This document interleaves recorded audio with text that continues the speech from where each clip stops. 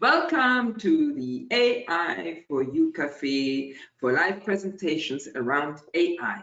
Today, the speaker is Holger Hoos. Hello, Holger. Good to be here.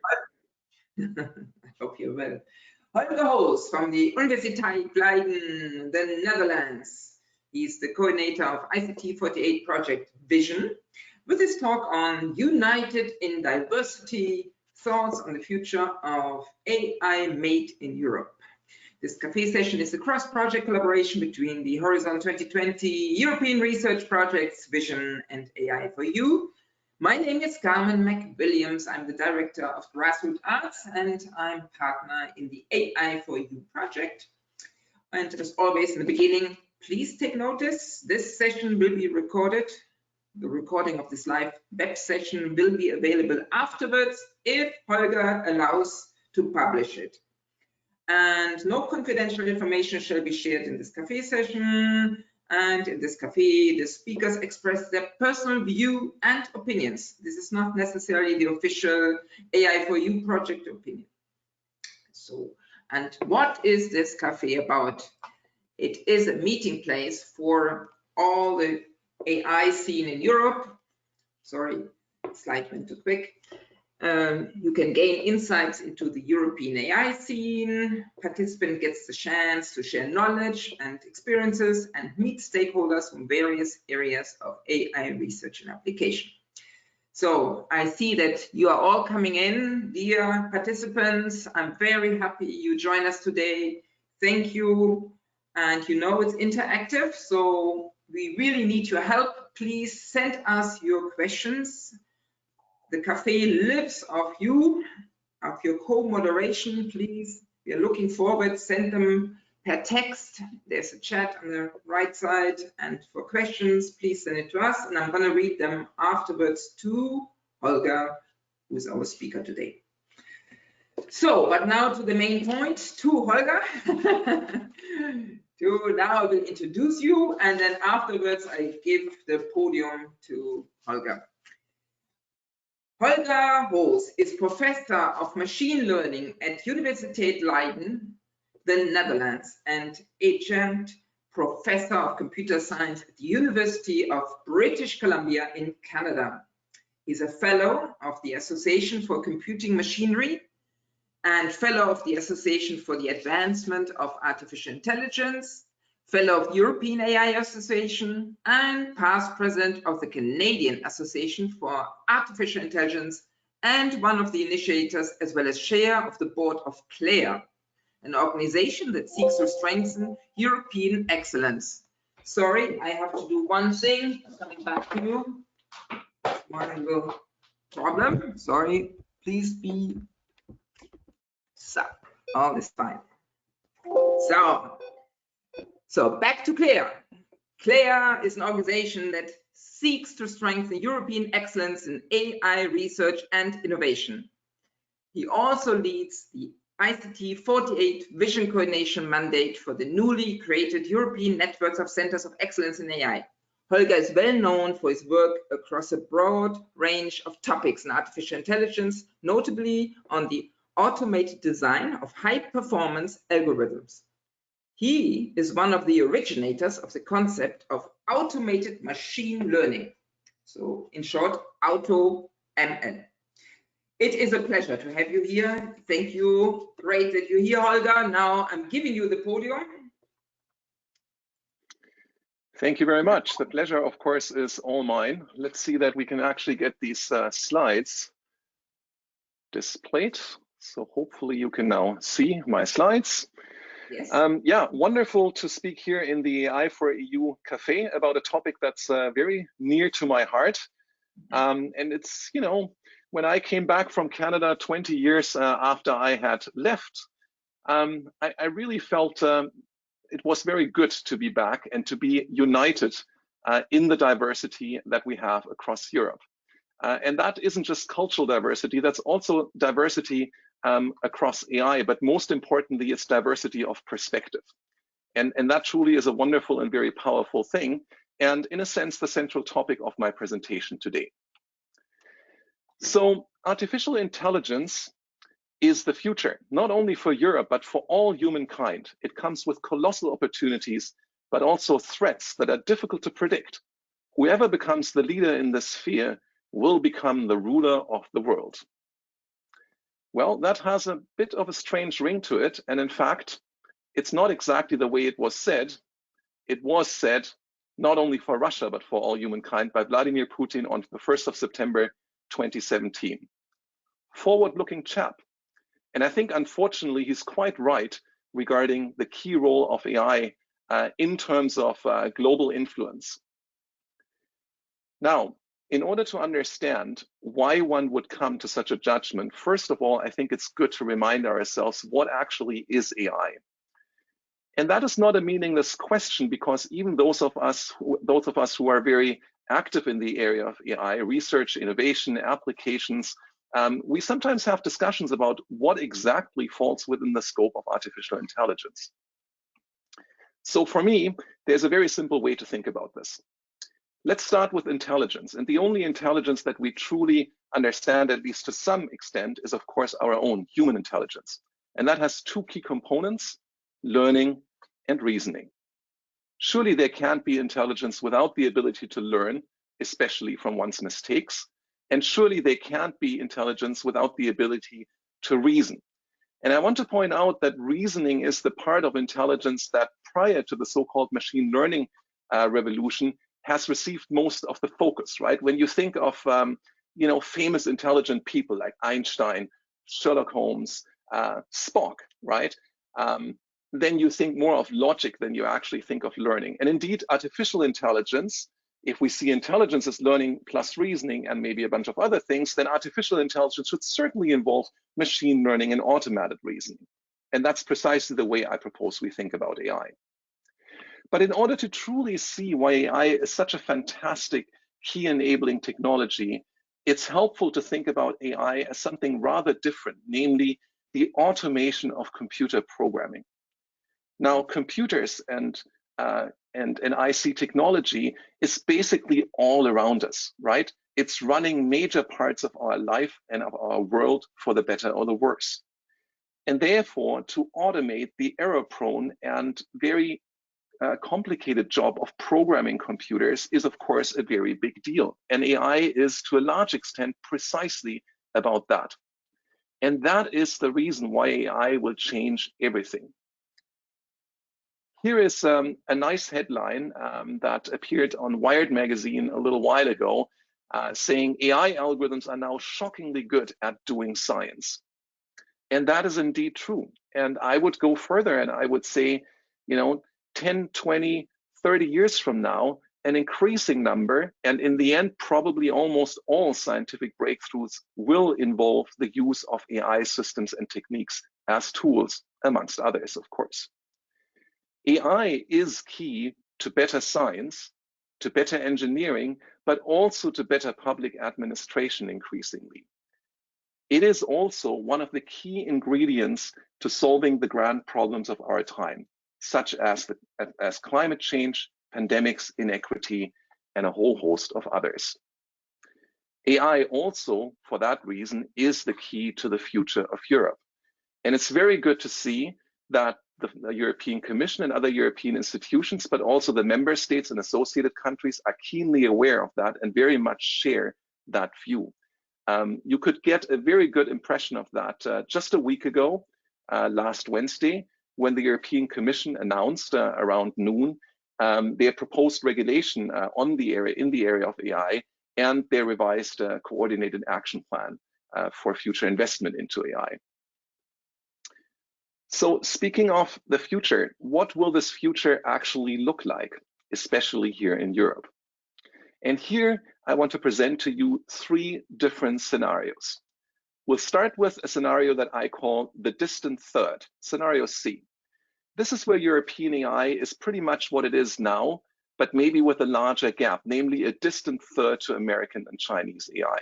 This is a tough thing to say, but I think we really have to face it, that the American and Chinese entities, enterprises, government, and so on, that are pursuing AI currently do have a certain lead, and that lead is widening, and it's widening pretty rapidly in part due to the enormous investments that are being made there, and also because once you get good at AI, it becomes easier to get even better at AI.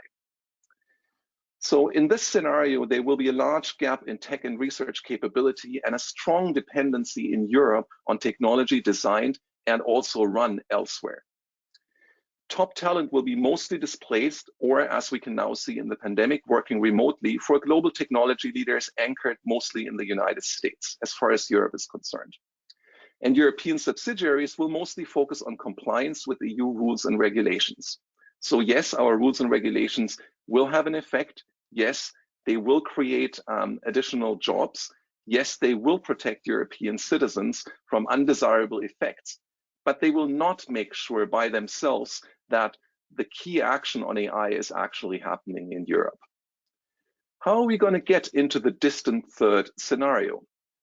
Well, this is a scenario that we end up in if developments in Europe continue to be funded through the usual mechanisms, and successes will then mostly benefit non-European entities through brain drain and acquisition. And that's what we've been seeing for the past few years, actually. And I think unless things change rather drastically, more drastically than we see in the coordinated action plan, more on this later, I think unfortunately, this is the most likely scenario. In this scenario, most of our data will be processed in Europe because of regulation, but it will be using and also fueling technologies mostly made elsewhere. And the data sharing arrangements with entities located outside of Europe will be highly asymmetrical. Also, most investment made by European companies and the public sector to deploy and leverage AI capabilities will end up benefiting companies and economies outside of Europe, which cannot be in our best interest. So this certainly is a scenario that is not particularly attractive to us. But of course, it's not inevitable, right? So let's therefore look at something that's a little bit more palatable. I call that scenario B, niches and specialties. And it's exactly like scenario C, the distant third, except that now we do have islands of European excellence, such as the car industry. So these islands tend to be small and pretty highly specialized, but of course lucrative. The economic benefits that will arrive from them will be very uneven and will at large, I'm afraid, be outweighed by a broad dependence on technology made elsewhere. So in other words, outside of these islands, we'll still be very much dependent on others. How do we get into this niches and specialty scenarios? Well, this is what happens when European investment in AI is mostly focused on areas of existing strength and specialization. A very natural thing to do, but also one, of course, that reinforces these existing niche and specialties and sort of makes it difficult to compete across the board. In this scenario, still most of our data is processed in Europe, but again, using and fueling technologies made elsewhere, and the data sharing arrangements are mostly asymmetrical, except for these islands of excellence. Investments made by European companies in the public sector for deploying and leveraging AI capabilities will here mostly benefit Europe because they will happen and will be focused in these islands of specialization, but they will be offset by the cost of technology developed elsewhere. So this is a much more palatable scenario, but still, it's not the one we really want. Let's therefore look at scenario A. We call that global leadership. And that means that Europe is a global leader in AI and the global leader in human-centric, trustworthy artificial intelligence. Here, Europe will have AI research and tech capabilities comparable to the US and China in combination with clear leadership in human-centric, trustworthy AI. And notice that this is not an island, it's a style of AI that's cross-cutting. Also, Europe in this scenario can and should have clear leadership in a global coalition of the willing that's strongly committed to AI for good and AI for all. AI for good means AI for the pursuit of the United Nations Sustainable Development Goals and therefore for the good of humanity, and AI for all means AI for all stakeholders, for all parts of the societies that make up Europe and elsewhere. Here, Europe will be equally attractive to top talent as the US and China, not necessarily to exactly the same people, but to a comparable number of people. And now, of course, we want to know, how do we end up in this rather attractive scenario? And in my expert opinion, really the way to get there is through broad, large-scale investment through novel instruments and programs. And it is precisely that I'm afraid last Wednesday we saw very little of yet. So here, we want to develop world-class European capabilities in all crucial AI technologies, and we want to be world leading in about a third to half of these. And I think that's entirely realistic given where Europe has been historically on AI and where we stand right now. Also, given how the Commission and the national governments have positioned us so far, because I wouldn't see that as a failure. I would see this as a promise that is unfulfilled yet, right? But we're positioned actually reasonably well. Here, most of our data is actually processed in Europe using and fueling technologies made in Europe, and data is shared beyond Europe on a level playing field. Clearly, that's what the Commission wants. Clearly, that's what we should want as well. Now, there are 6 lessons that I believe we haven't properly learned yet, and I want to spend some time sharing them with you and motivating them. Because I think these are lessons that we need to embrace fully in order to get into this very desirable scenario A. And the first of those is that leadership in human-centered, trustworthy AI, the very thing that the European Commission very rightly focuses on, requires leadership in AI broadly defined. You can't take AI technologies developed elsewhere and just tack on the human-centered, trustworthy aspects. That's not how it works. Actually, human-centered and trustworthy is harder to do than just plain AI, but it has to be built from the ground up. Of course, one can use sort of non-human-centered, not especially designed to be trustworthy techniques as the basis, but it's not a simple add-on. It's a different style of research, innovation, and deployment. That's very important to realize. So we cannot be leaders in human-centered, trustworthy AI in Europe unless we're also leaders in AI. And that implies that we can't be world leaders in regulation without being world leaders in innovation as well. And I'm sure that the Commission understands this very well. Listening to Executive Vice President Vestager last Wednesday made this reasonably clear. But leadership in AI innovation also requires leadership in AI research. That's the second thing to learn. You cannot possibly be a leader in innovation if you are not a leader in research. Or, said differently, maybe you can, but it's not a particularly attractive proposition because you will always depend on leadership coming from elsewhere in the basic technology. And that can be very, very costly and also can lead to delays that are not exactly good in terms of market penetration and success. So that is something that I also believe the European Commission understands somewhat well, but ultimately doesn't realize for what it fully is and doesn't support yet to the extent that it needs to be supported. And in order to get a better glimpse of this, all you have to do is you have to basically compare the amount of money that's invested into AI research here in the United States and in China, and you do the same for innovation, and you see that actually in both areas we fall pretty short, but particularly in AI research, there's a big gap. Very similarly to this, lesson 3 is that leadership in AI applications requires leadership in the foundations of AI. You can't just take, foundations laid elsewhere in terms of technology, in terms of research, also in terms of regulation, actually, and apply them here. That's not the path to success. And fourth, expertise and talent in AI are critical resources. And because they're critical resources, success is impossible without a sufficient supply of these. The public needs a major stake. We cannot leave it to industry alone to dominate the market for these resources. And that means that the public has to invest. That means that major investments are necessary by the European Commission, by the national governments, by the governments of associated countries, also by NGOs and so on, right? We all need to invest into this in the public sector, because otherwise, if we leave it to industry alone, we get AI for profit rather than AI for the common good. And AI for profit, there's nothing wrong with it, right? But it doesn't quite do all the jobs that we need to have done, especially in light of global challenges such as the current pandemic or global warming indeed.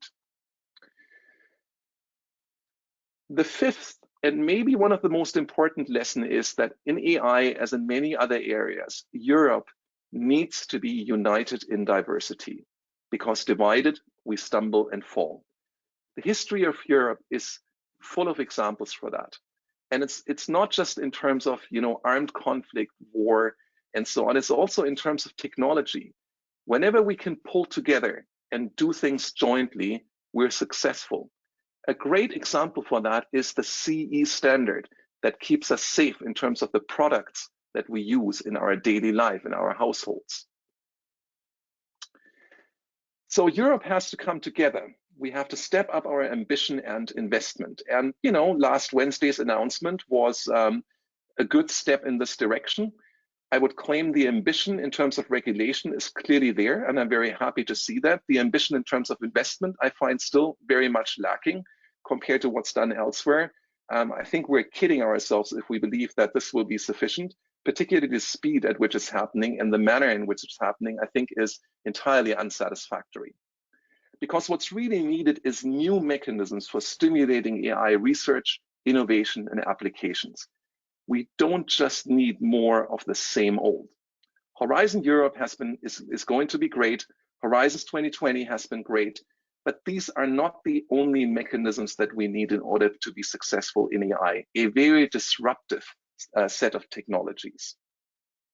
So how do I think we should invest into AI made in Europe? And Carmen made it very clear, you know, that what I'm saying here is not what AI for EU thinks, but it's also not quite what I just personally think. What I'm going to tell you about now is actually very much the opinion of CLAIRE, the Confederation of Laboratories of AI Research in Europe, which is one of the largest AI research and innovation organizations in the world. So it's not just a personal opinion, it's a little bit more, but certainly personally, I feel very strongly that this is the right way to think about it. So first of all, what we need is an innovation booster program for spin-offs, startups, and scale-ups. And while the Commission is doing things in this area that are actually also quite good, I think what's being done is not sufficient. What we need is something far more ambitious and far more disruptive. Secondly, we do need a dedicated AI infrastructure sovereignty program. I cannot believe that the Commission hasn't latched on to this opportunity yet, because everybody talks about technological sovereignty. So what better way to persuade citizens that it's in their best interest to really invest in this and invest in it in a very visible and very ambitious way.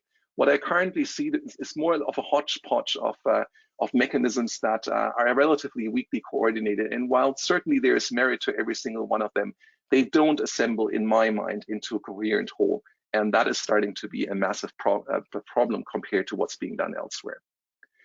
We need excellent grants in AI, modeled after the ERC grants. This would be a very easy thing to do and quite analogous to the way the highly successful German AI program has modeled its Alexander von Humboldt AI professorships after just the Alexander von Humboldt professorships that they've been running for many years. This is such a simple way of taking a successful program and making it into something specialized for AI that's going to really help us attract and retain talents. I can't believe this hasn't been done already, but I strongly believe it would not only be easy to do, but also entirely the right thing. We need regional AI excellent hubs throughout Europe, and we shouldn't leave it to the member states alone to make that happen. There should be strong coordination at the European level. I see some movement towards that, but it's slow and it's somewhat ineffective. We need to step this up. And finally, last but certainly not least, I think we need a European Lighthouse Center for AI, a CERN for AI. And I want to spend a little bit more time on this because this is something that people are increasingly calling for. And indeed, that you can find the term Lighthouse Center both in the white paper that the Commission released last year and also in the updated coordinated action plan, which actually is very promising. Claire has been calling for that since June 2018. And it's quite obvious that the Commission has taken a page from our book there, not quite by coincidence, because we worked pretty hard on convincing them of the merit of this. And I'm very happy that to a large extent we've succeeded, but this is not in the bag yet. And we have to make sure that now this concept is filled with life in the right way so that it's not a waste of money, but actually has the desired impact. And why this is such an important thing starts with the following observation. You know, there are special places in the world, special places that end up being global attractors for talent. Here on this slide, you can see one of them. I think you all know it. It's Apple Park, the new headquarters of Apple Computers in California. And Apple Park, you know, in the short period that it's existed, has become a symbol for prowess in human-centered technology. It is something that clearly has had and continues to have a huge impact on the kind of technology that many of us are interacting with on a daily basis.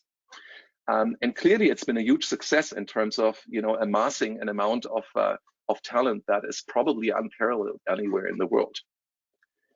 In Europe, we have such places too. Here's one of them. That's actually a building on the campus of CERN, together with a whole number of rather happy-looking staff on a beautiful day there on the border of Switzerland and France. CERN also is a global success story, a global European success story, and certainly a global attractor for talent. It's no coincidence that the internet basically has been pioneered there, at least in terms of the World Wide Web and the protocols that drive it. So what is a European Lighthouse Center for AI? It's a center driving science and innovation. It's a place where we develop better technology for a better future. It is a global beacon for European excellence in AI. It aims for impact and recognition similar to CERN, the European Space Agency, and Airbus, all three great European success stories known and admired throughout the world. It will necessarily become a global attractor for talent and expertise, just like CERN is, just like ESA is, and just like Airbus is as well. It will also be a hub and a driver in a pan-European network of research and innovation centers in AI. I'm not proposing to take all the talent we have and focus it on this one place. That would be absolutely ridiculous and the wrong thing to do for Europe. But I am proposing to have a hub for the diverse and distributed European community, a place where they can come together, a focal point, a place of exchange, and a place for the most ambitious projects. So in terms of ambitious projects, what will be done there? Well, of course, globally leading research in AI, right? That's the whole reason why we want that. But also coordinated missions to solve European and global grand challenges in areas such as health, energy, the environment, pandemics, climate change, food production, you name it. Because all of them have enormous potential to be tackled better and faster through AI. Also, this is a place for projects, large-scale projects and knowledge sharing involving all EU member states and associated countries. And notice that I say associated countries. This doesn't stop with the European Union. Obviously, that has to include the UK, Switzerland, Norway, Iceland, and others, just like ESA does as well, and as CERN does.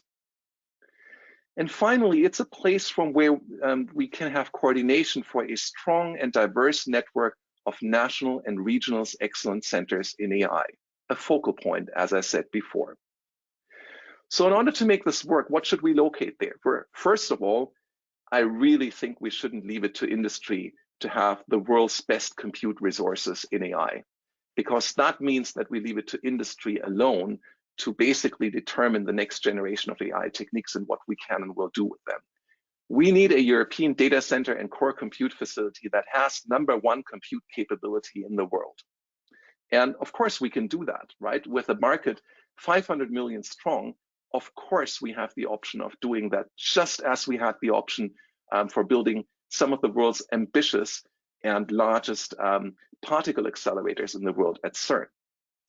What should also be there is the European Office for AI, Data, Ethics and Compliance.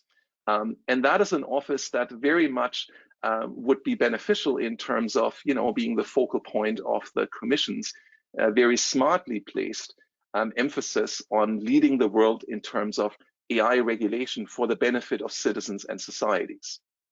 This should basically define an EC standard for ethical, trustworthy, and human-centered AI. And by having it there, where the data is, where the computing is, where the experts spend at least some of their time, everything will work together much better. And of course, we want their world-class experimentation and testing facilities, world-class working and meeting spaces, and world-class support staff, because that's what's needed to do some of the world's most ambitious work in one of the world's most ambitious areas of research and innovation, namely artificial intelligence. So why would we want a single location for all of this? Well, first of all, critical density of talented people and important activities, right? And that is so important. talk to people who have worked at CERN. They will not just talk about the great accelerators that are there, right? In fact, to run these accelerators, you don't need half the people that are currently working at CERN. And in order to analyze the data, you wouldn't have to be at CERN. You could do this anywhere, and people do this anywhere. No, what they will all talk to you about is this wonderful atmosphere when you're surrounded by people who share some of your interests, who complement some of your capabilities, who share the sense of excitement and energy and mission to get hard problems solved. And nothing, we've learned this through the pandemic, nothing can actually replace working together in the same physical space. Meeting at the water cooler, meeting in the cafeteria, meeting for a glass of wine or something or some other beverage in the evening. It's important to bring people together physically. We've learned this in the pandemic for those that haven't already known it before, and I think we all did. A single location also becomes a unifying element, a common reference for an otherwise very diverse network. Finally, it will become a symbol for European ambition and excellence in AI, and symbols can't very well be distributed. In fact, if you compare CERN with something like the European Lab for Molecular Biology, EMBL, they've actually both been around for quite a few decades, similar timeframes, similar ambition, certainly, but one is much better known than the other. And the reason for that is that one has symbol character and the other doesn't because it's distributed. So we need a non-distributed symbol for European ambition and excellence in AI, a special place, something like Apple Park, something like CERN. There is one more argument, and it's actually a money argument. So for those of you who have that focus, you can use the world's best support staff and specific expertise much more efficiently if you actually centralize things, at least to some degree. And along the same lines, of course, there's great synergy in having the scientists, support staff, data, compute power, regulator, and all that in one place, as I mentioned before. So the one argument we often hear, and that is sort of skeptical of this plan is, wouldn't it be impossible to pick a location? And the answer to this is, of course it won't be impossible. Of course it's challenging, but it's not impossible at all, because we're surrounded by examples that show that one central location can be found. CERN is one of these examples. Brussels, the de facto EU capital, is one of these examples. And yes, of course, there are EU facilities outside of Brussels, right? But the concentration, the large concentration, and the big commission building and so on, that's all in Brussels. And there are good reasons why it's that way, why it's not fully distributed. National capitals, there is no highly developed nation that has a distributed capital. The European Central Bank, right? The list goes on and on and on. And they have central locations for precisely the kinds of reasons that I outlined before, right? And they have all solved this problem. Of course, we can simplify the choice of place by design. And the way we do that is that we decide that there should be no permanent scientific staff there, but instead the facility should host excellent scientists from all over Europe and indeed around the world for periods of time, right? For periods of time between a few days all the way to maybe a couple of years, with maybe sort of an emphasis on a sabbatical length stay, right? Something around 6 months or a year. And that would mean that coveted top talent in AI will not be permanently displaced from where it's needed most, namely in its home location. But it will just spend part of their time there and then bring back, radiate out, bring back their experience to their homes. And finally, of course, we can base the choice of location, at least in part, on rational criteria that determine success, such as, is it easy to reach? Is it attractive for people to get to? Can we actually build something big in that place? So what could a lighthouse achieve for us? Well, first of all, I argue that it can be a key mechanism for ensuring global technology leadership for Europe by virtue of giving some of the world's best experts one of the world's best working environments in AI. It will help us to achieve technological sovereignty because it will help us to reverse brain drain, to actually get some of our very best back. It will give us an increased ability to address some of Europe's most significant challenges, such as sustainable growth, climate change, health, and a host of others. And it will do so because it will bring together, at least for periods of time, some of the best minds, some of the best equipment in one of the best environments in the world to focus on these challenges. And finally, I'm deeply convinced it can be a major factor in AI-driven economic growth and scientific acceleration across all member states and beyond. So if you ask me, it's not certain that Europe will become a leader in human-centered, trustworthy AI. I was really seriously hoping that in preparing today's talk, I could tell you, a week ago, I had 3 scenarios. 2 of them I didn't like too much, but thanks to the Commission having made all the right choices, now only 1 of them remains, and I'm enthusiastic about that. Well, it's not quite that simple. I think the Commission has made some smart and very forward-looking decisions, but we're not in the clear. It's nowhere clear that we will live in scenario A, the desirable one where we have a leadership in human-centered, trustworthy AI. Scenarios B and C are still on the table, and we have to be very smart and very determined to not end up in one of them. So yes, we can become a leader in human-centered, trustworthy AI, but we need to act boldly and we need to act now. In terms of legislation, I tip my hat to the Commission. I think they have shown that they're capable of acting boldly and determined to act boldly, and to do so on a reasonable timeline. Now, this will still take time, right? Regulation always does. But at least, it's getting going now. This is great. But in terms of investment, I actually think there's not nearly enough emphasis on the boldness and also on the timeliness of the Commission's action.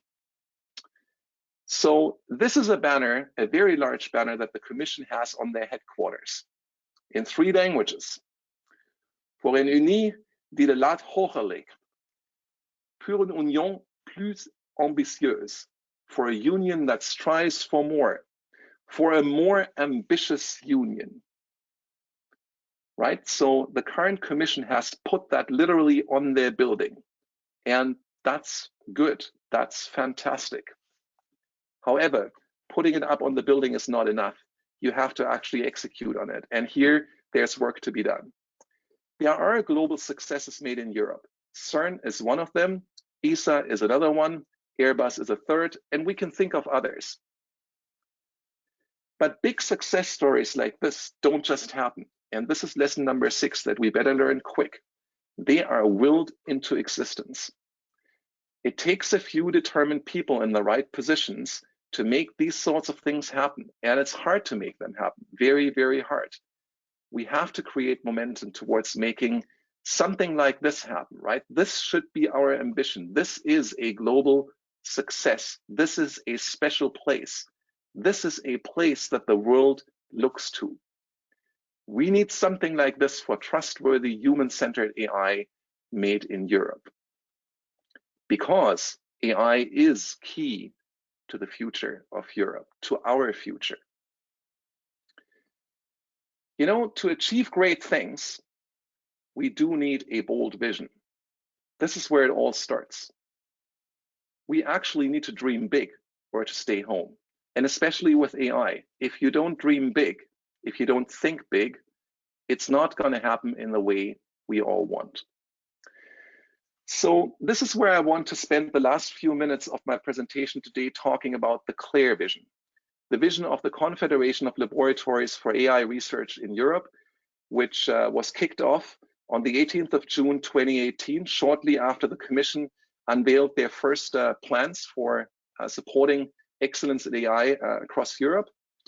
Very much in support of those plans and in elaboration of these plans, and in an attempt to guide these plans from the bottom up.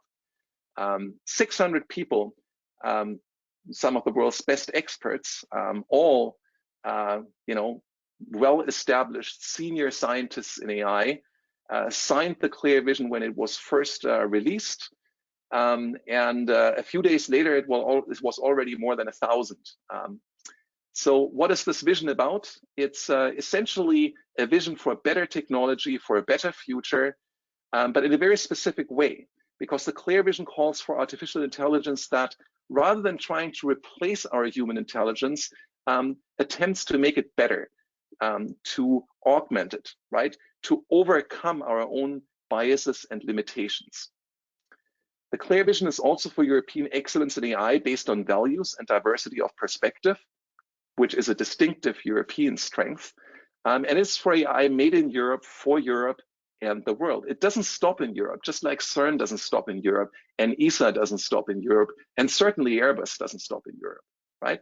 But it aims for the impact and brand recognition of those three huge global European success stories. We need to think that big.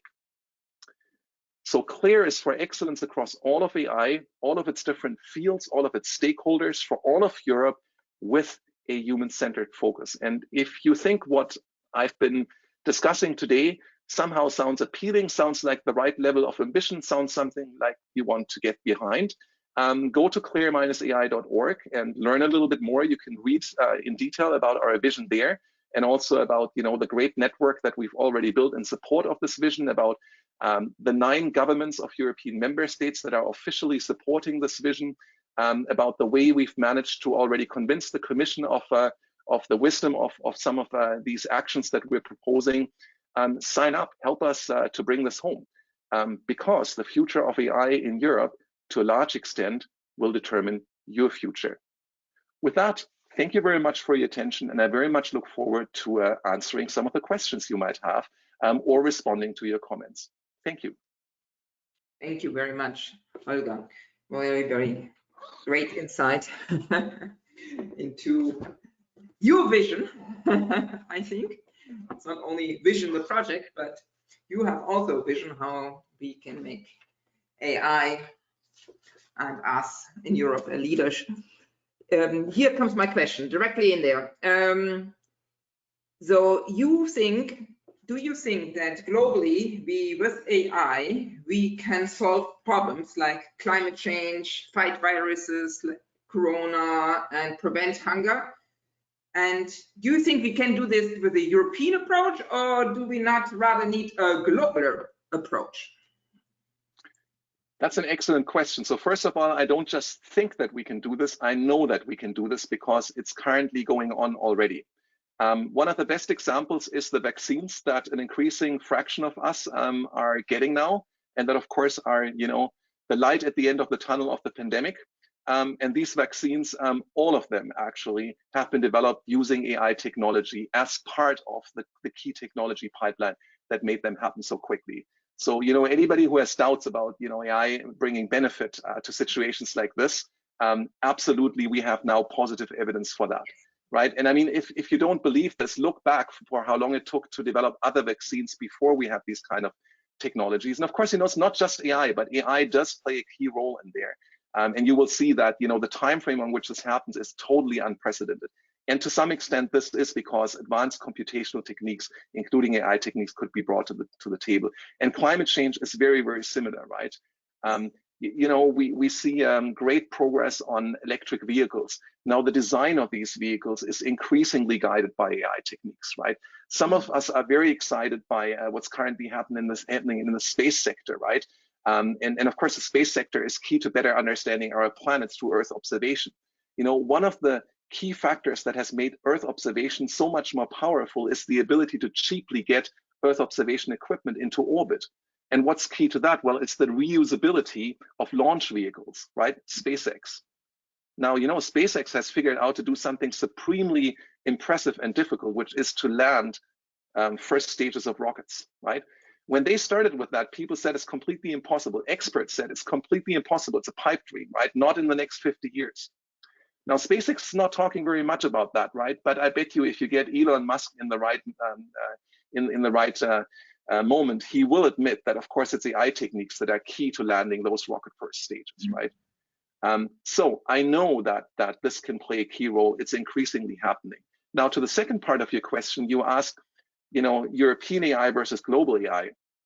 Don't get me wrong, right? I mean, of course, it needs to be a global thing, but I think it can and should be led, or at least co-led, out of Europe. And the reason for that is that in Europe, we have understood one thing better than anyone else on the planet. I firmly believe that. And it's been a hard lesson historically, a very painful lesson, but I think we've basically learned it rather well.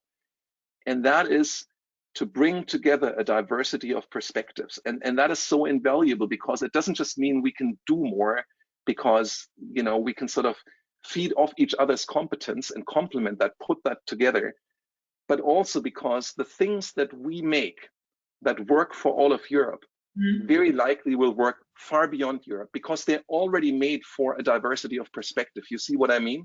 If you just make something for the American market, that's also quite diverse. We don't see this so much looking from outside, but it's also quite diverse, but not nearly as diverse culturally as Europe, right? So if you make something for the American market, chances are that it will not work even in Australia, right?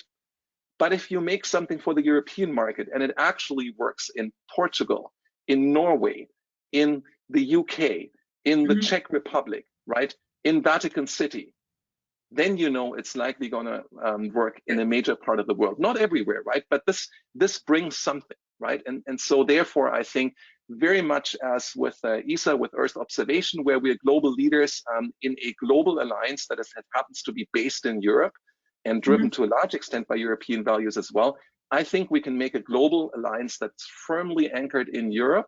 We don't have to control it. We don't even necessarily have to lead it, but we should make it happen, right? We should help make it happen, and we should have a major investment in it. Yes, thank you. I think the key is here global alliance, no? Being a leader and also global alliance to work together. Second question, and then I give to the participants. I know that you contributed to this new documents from the Commission. The new documents were called Regulation on European Approach to Artificial Intelligence and the Coordination Plan. You did contribute. And what's your opinion? Why you think it's not enough for the Lighthouse approach you are? Well, let me put it this way. So first of all, I really can't take any credit there personally, right? It's like when you say your vision, right? I mean, in reality, it's a vision that I'm very happy is shared by basically tens of thousands of people, and I happen to be sometimes a bit of a voice for some of them, right? So I feel very privileged in that. But you know, I don't think it's me. And likewise, when we say, you know, in Claire, we had an impact on the Commission's plans, and that's demonstrable. It's not because of me, of course. It's because we consulted very broadly with our supporters, with our members and beyond, and then fed this back in a very structured process to the Commission, right? And the Commission actually is pretty good in taking feedback from a broad range of stakeholders, not just us, right? But certainly what we brought was compelling, I like to think. And certainly it created a bit of unity out of diversity, namely diversity that is our big ecosystem within Claire. And I think that convinced them to some of our ideas, right? And we're very happy to have been able to contribute with that, right? So the other thing is the Lighthouse, right? And so to be perfectly honest, you know, Claire was the first to talk about a European AI hub.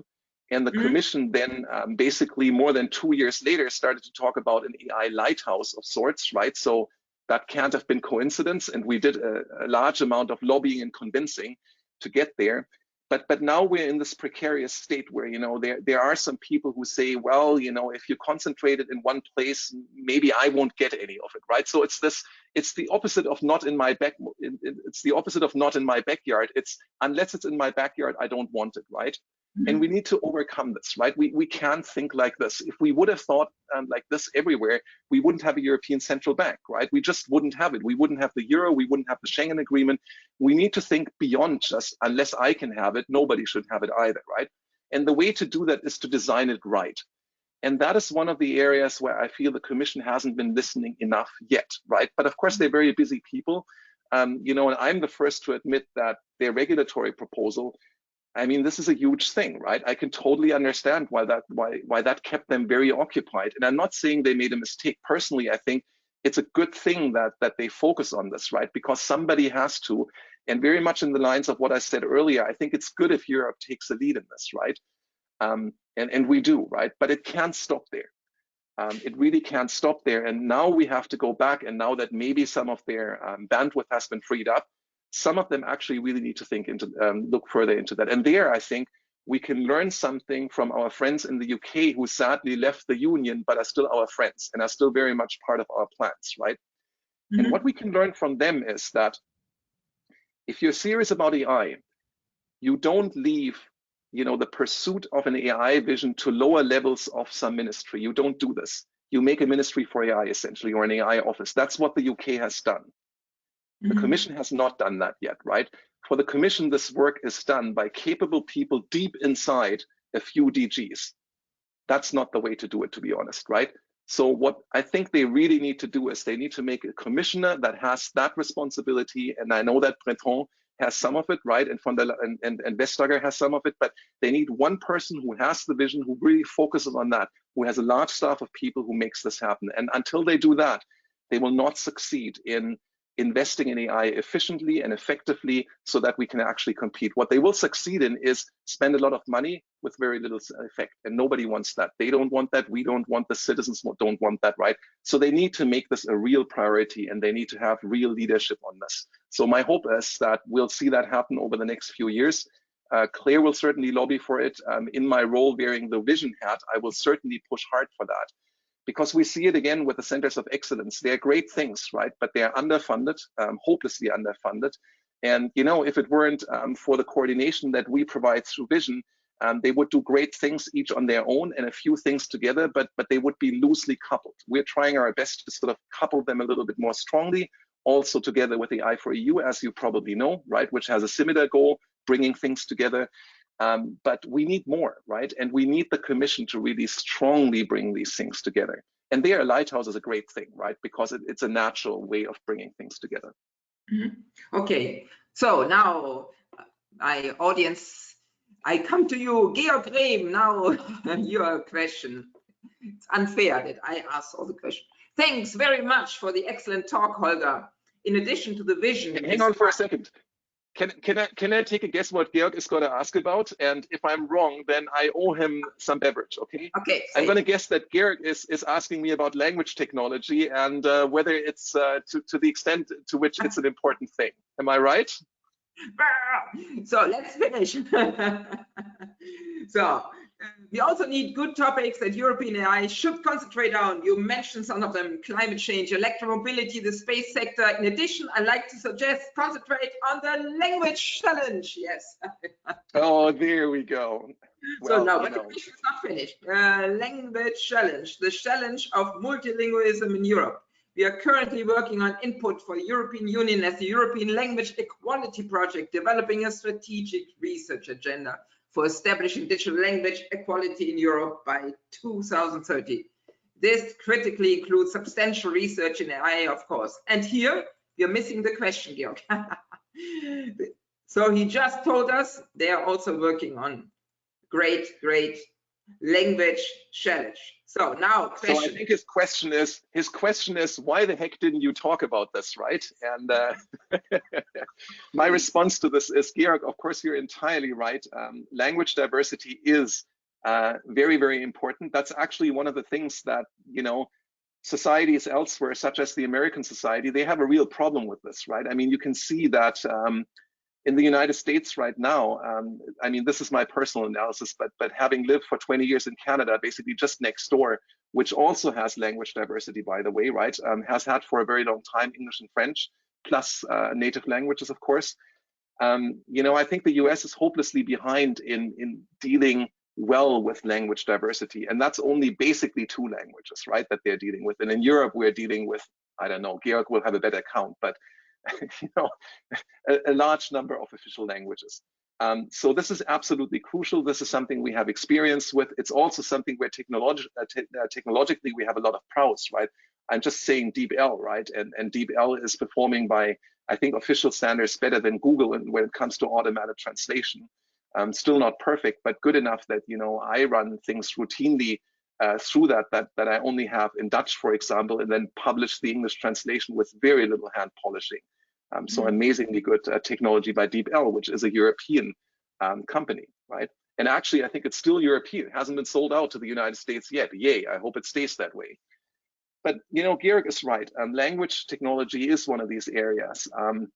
Now, what I would say is that language technology is a bit of a double-edged sword, right? I think it's very good to see smart people and sensitive people like Georg and his colleagues so deeply involved with that, because what you don't want is you don't want to lose the diversity that comes with language by sort of having automated translation take away the last little incentive to learn other languages, because learning languages means learning culture, right?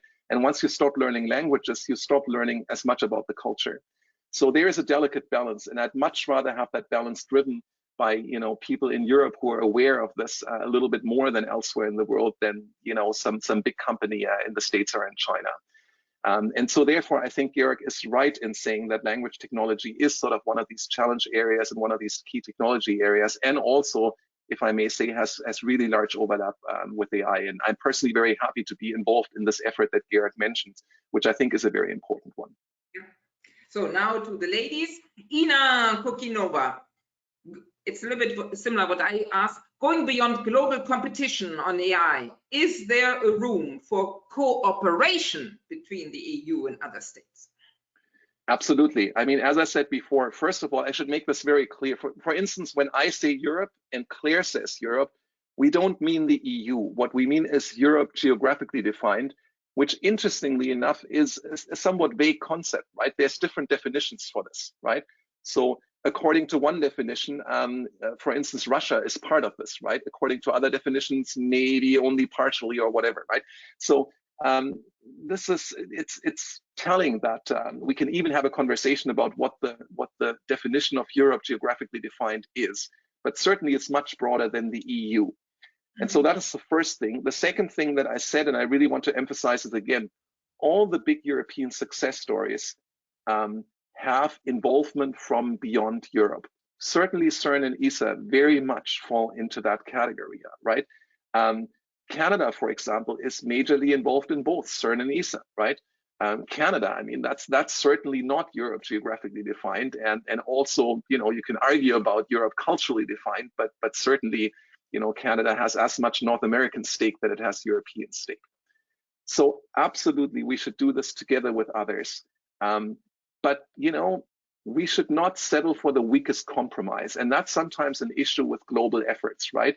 If we talk and talk and talk until we find something that everybody can agree with, what will invariably come out is something pretty weak and non-visionary, and it's not a big thing, right?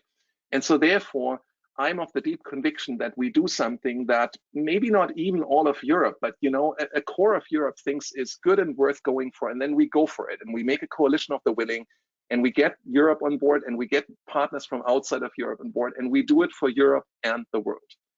And one of these things is actually GPI, the global panel on AI. Now, I think what they're doing is very valuable work. I don't think they will do the work for us that I outlined, but this is an effort that I think is worth supporting for Europe. But in order to really do a big thing, we really have to invest in Europe, and that means the EU, and that means EU member states first and foremost. We can't get out of that responsibility. Yes, I wanted to mention this global PI because I was there when Macron, we were in Paris, Philippe Sosolek and I was there, and was basically Macron said in G7, they basically promoting it, no? And so there are global associations out there. And thank you very much for your exciting, inspiring talk. This comes now from, let me give also Mohamed Reza Amirian. Hi. Thank you very much for your exciting, inspiring talk. I'm a researcher in explainable AI and target at understanding the methods and aiming at developing trustworthy and robust AI. The main challenge of our research is to determine the merit of methods quantitatively based on trustworthiness, as a quantitatively based on trustworthiness and human-centeredness criteria. Are there benchmarks and measures to evaluate our developments based on it? Well, Mohammed, this is a great question, right? And, my honest answer is there might be some, but not nearly enough. And that's exactly one of the reasons why I said earlier in these 6 lessons that I shared with you that you can't just take AI and then sort of make it trustworthy and explainable and transparent. It doesn't work that way, because It starts from the ground up, and that means, creating new kinds of benchmarks, creating new kinds of metrics, looking at the thing we're building through a completely different lens. And Mohammed, I know that you and your team and many others in Europe are starting to do that, and that is hugely encouraging. But let's not kid ourselves, right? This is something that will take an enormous effort and also a good deal of time, which is why we should have started really yesterday and a year ago with that. It's not too late, but and this is where I really think the Commission doesn't get it, and that's because I think, quite honestly, they don't have the right technical advisors. At least I haven't met anybody who made this point to them in the clarity and with the kind of impetus that it needs, right? It's quite simple. You can't just take Horizons Europe and scale it up a little bit and say, yeah, then in the member states and industry put some more money and then it's going to be all right. That's not the way this works. The way this works is like the Human Genome Project, right? It's to say we're doing something that is changing our future. We're doing something that nobody has ever done before, and that's very hard to do. And therefore, we need to put a lot of money in. And until about a year ago, I was sympathetic to people who said, well, it's politically impossible to to mobilize on short notice hundreds of billions of euros or trillions of euros. But COVID has shown us differently. COVID has shown us that absolutely in the hour of need, it is not only possible, but also responsible. And it's just the thing that we as Europeans do, that we mobilize our resources for the benefit of everyone, right? And so we've done this for COVID. We can do this again for AI. And the good news is that COVID was an emergency that, it's going to pay off in terms of we get something back that we almost lost, right? AI will pay for itself, not just in the long term, but in the medium term. So this is an easy investment to make, but we need to make it. And if we don't make that investment, then it's isolated groups here and there like Mohammed's that have to do this, and they will soon be dominated by people who do it elsewhere, industry interests and so on. And that wouldn't give us the kind of thing that we want. That wouldn't give us the kind of thing that the public has a major stake in for the benefit of the public. And that's what I hope we can jointly bring about, right? That the public decides to invest majorly into the AI, into a kind of AI technology that is good for everyone, not just for a few chosen ones that happen to have invested in the right stocks or that have the right amount of resources or that happen to be working in the right sectors. No, it has to be beneficial for everyone. It has to help us solve the big problems that we have. Okay, so there are many more questions, but the time ran out. So I thank you very much. Thank you, Holger, especially. Thank you for your great answers, your great presentation, and it was a pleasure to have you here. So allow me to say one last thing. It's not going to take long at all.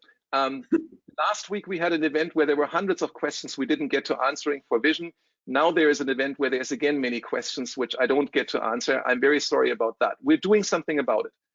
This Friday at 5 o'clock, and there will be news on this on the social media, we will have a 1-hour question and answer session. I will be there and 2 of my colleagues from Claire, and we will not tell you anything. We will just answer questions for 1 hour, and we will keep every answer to 1 minute so that we go through a lot of questions. So you're all invited. I hope our friends at AI for EU will help us on short notice to spread the word. But because I feel there are so many questions and people want answers and they want to talk, let's do this.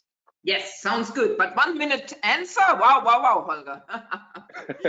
Practicing on it, huh? Good, but send it. I'm promoting it. No? So send wonderful. Thanks a lot. Pleasure to have been here. See you. No? Bye-bye.